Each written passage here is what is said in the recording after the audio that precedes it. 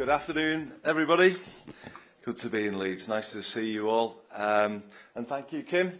Amazing speech and lovely introduction. It's good to join you at the Great North Summit to reflect on the progress we've made together in the last decade, our first decade of devolution in the North, and also to set new ambitions about where we go in the next decade.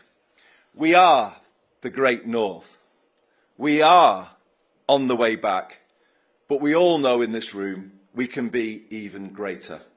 And that's what we're going to be. That's our mission, to make it so, to revive it, re-industrialise it, and celebrate that newly resurgent north of England in the spotlight of the world's attention at the 2040 Olympic Games.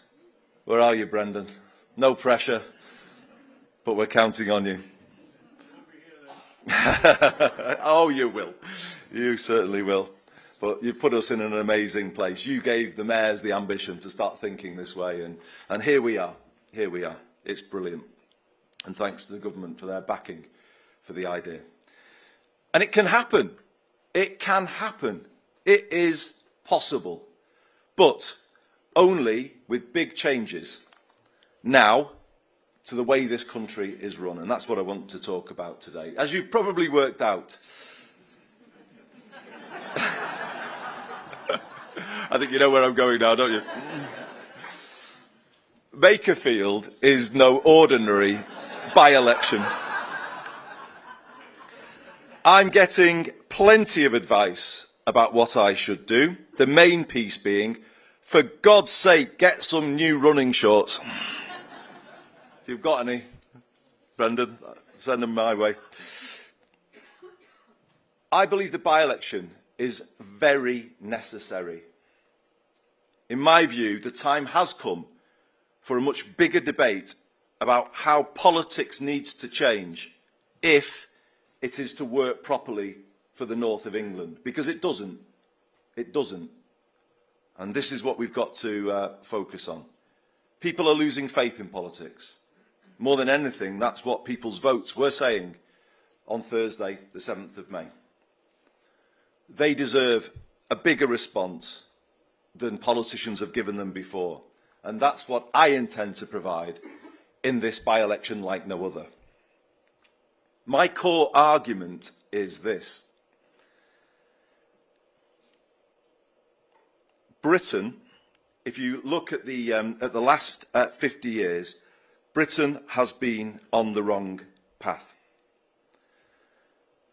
40 years. 40 years on the wrong path.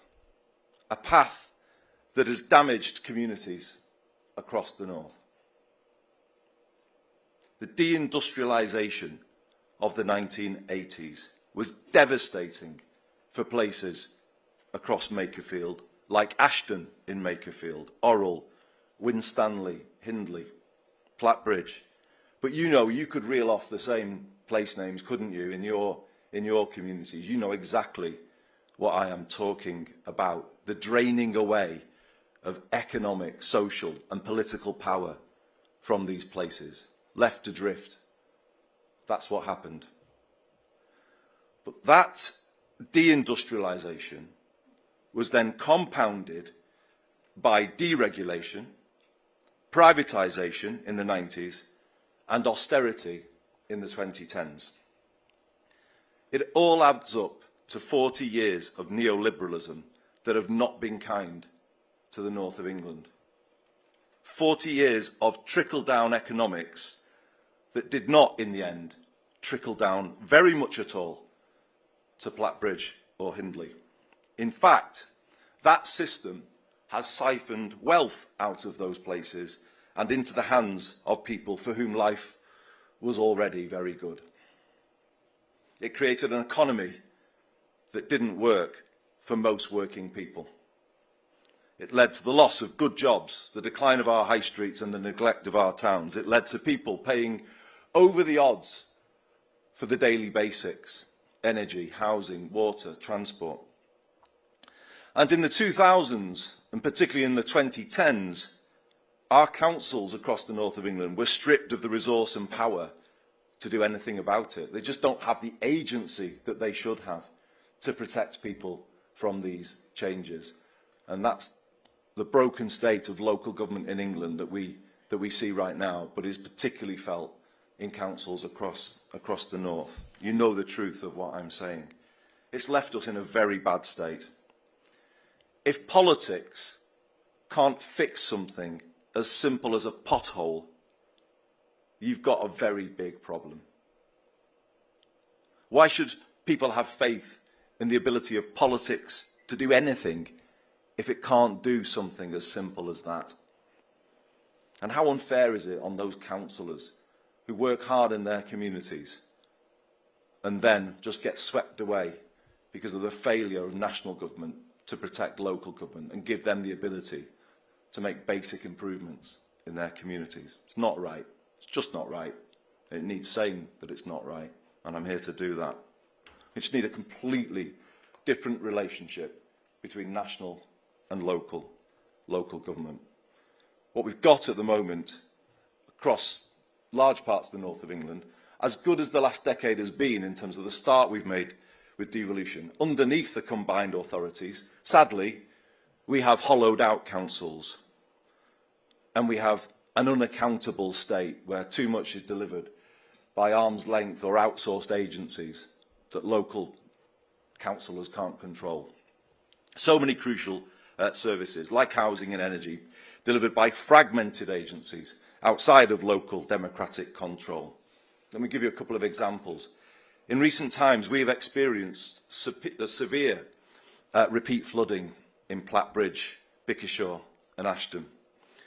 Caroline Simpson, Group Chief Executive of the Greater Manchester Combined Authority, answered a call from myself as Mayor and Josh Simons as local MP to get the agencies around the table. And we had to move heaven and earth to get that single conversation going, and a plan to deal with it, which we're still waiting for. It shouldn't be like that. We had to confront them with difficult questions like this. Why don't the rivers and brooks around this part of the Wigan Borough have gauges so that people get a warning of a flood like they do in other parts of the country?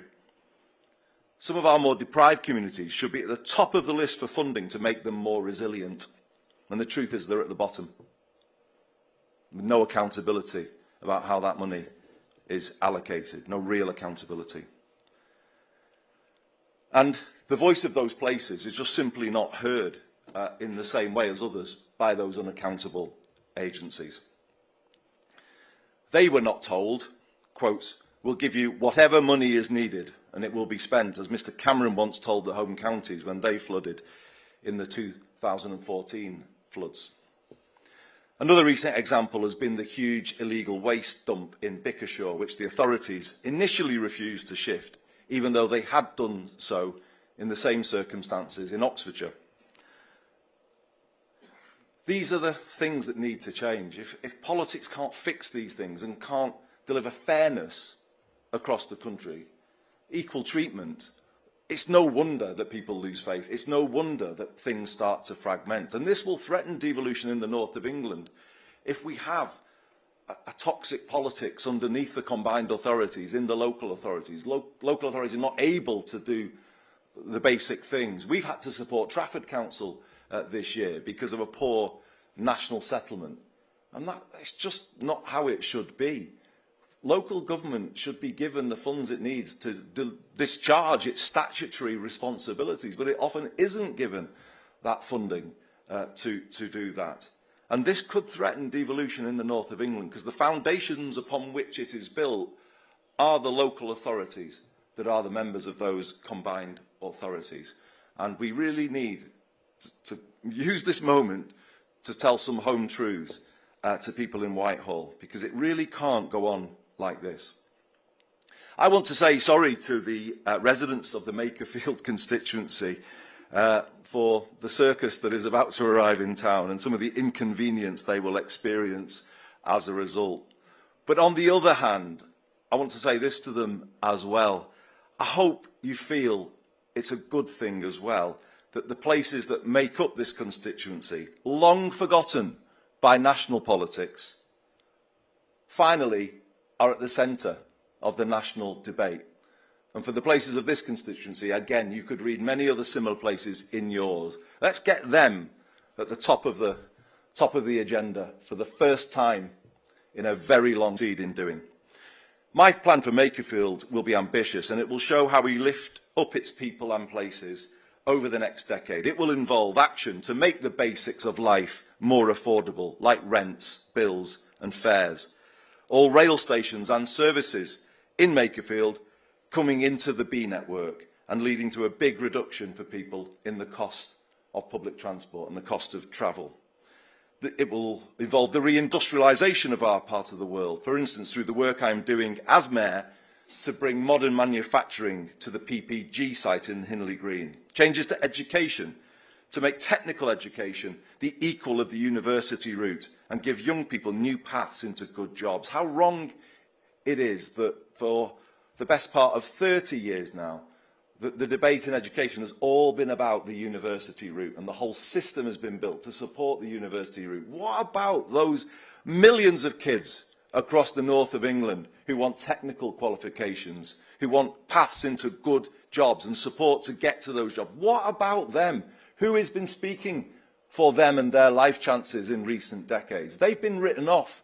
They've not featured in the national political debate. That is one of the things that this by-election is going to change, because I've been speaking about them. I will continue to speak about them and their aspirations and their life chances, and that is a big way in which politics needs to change. Not just sending messages into the middle ground of voters, but speaking for all people, and particularly kids, who most need politicians to focus on their life chances, which is what we've been doing in Greater Manchester. Thank you. I will make the building of more council homes part of my Makerfield plan, building on my work as Greater Manchester Mayor. And I want to come back to where I started with, how do we make this work? And then how does this become a template and a settlement that works for all of the combined authorities in the north represented in this room, doing great work. And as far as I'm concerned, on the same path as Greater Manchester. We're all working more and more together. And summits like this bring out that collaboration. And I think we can all go so much further in the next decade if we're set up to do so. We've proved the concept, haven't we? We've proved it works. We have proved that we are doing more for our communities than Whitehall ever did for us. They never even had an ambition for the different parts of the north. It took devolution to give us the ability to set an ambition and then to go towards it. But think about what we could do more with a more determined approach in the next decade. The things I've just outlined will only succeed with serious rewiring of this country to transfer power and resources back to local areas. And that's what I want to do if I am returned to Parliament. It depends upon maximum devolution of power and resources from national government to local government.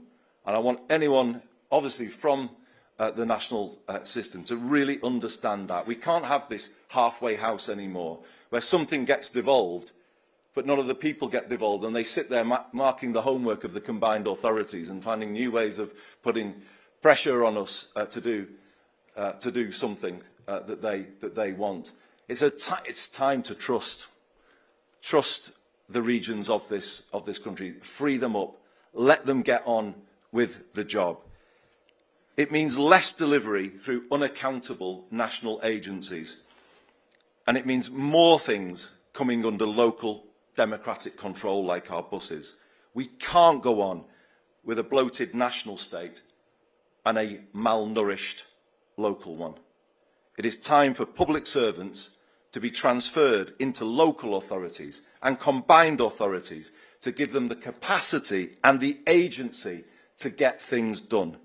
This is how we underpin the next decade of devolution in the north of England. It's the type of change I want to see for the people of Makerfield. The positive energy it will unlock will be huge. It will bring people back together, get places like Makerfield working, and move us beyond some of the divisive debates of the last decade.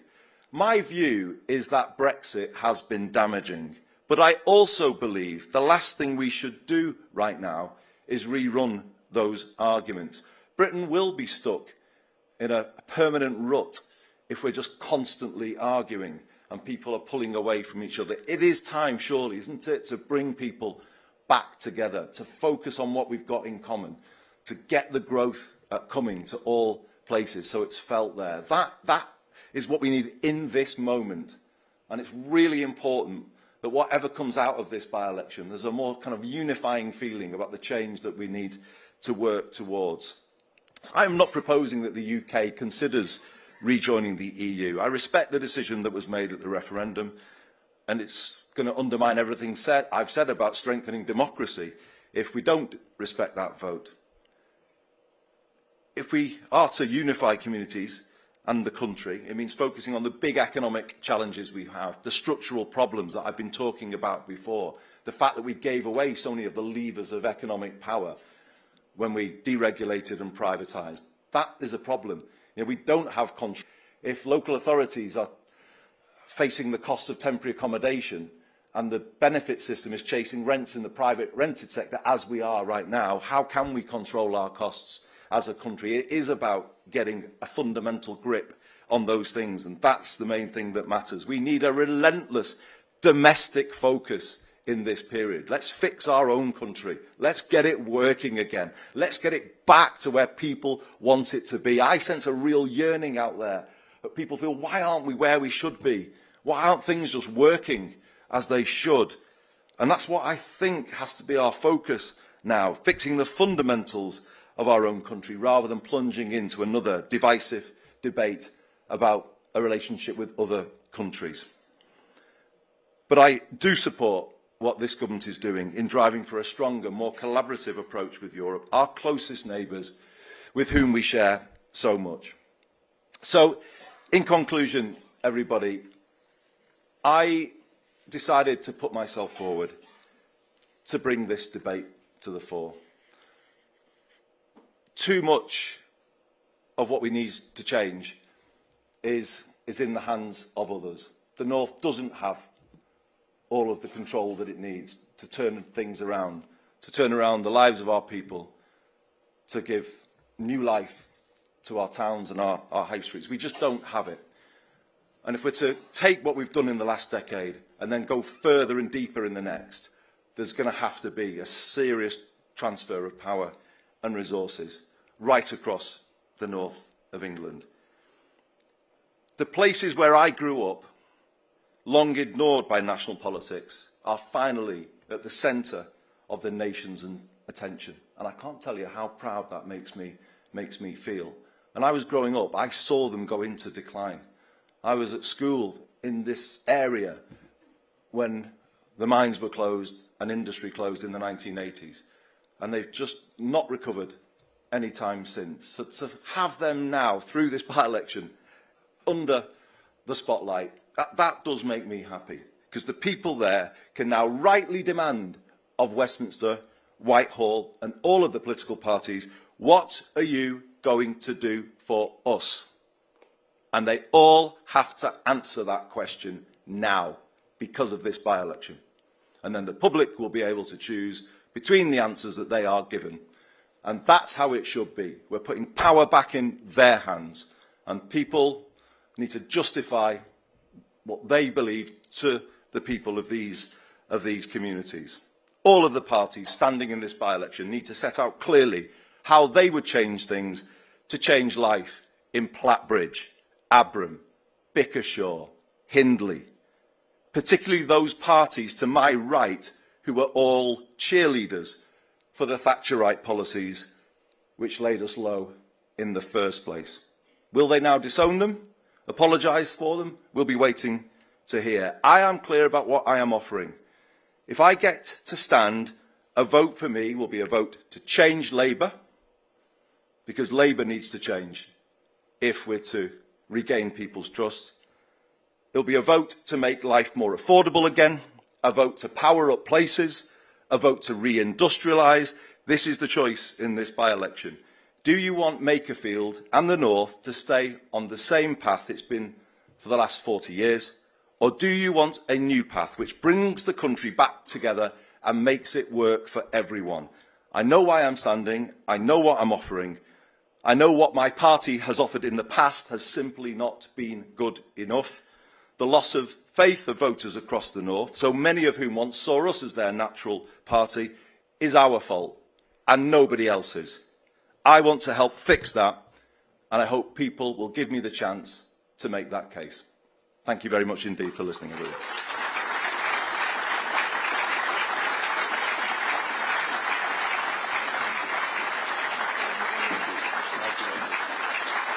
Thanks very much.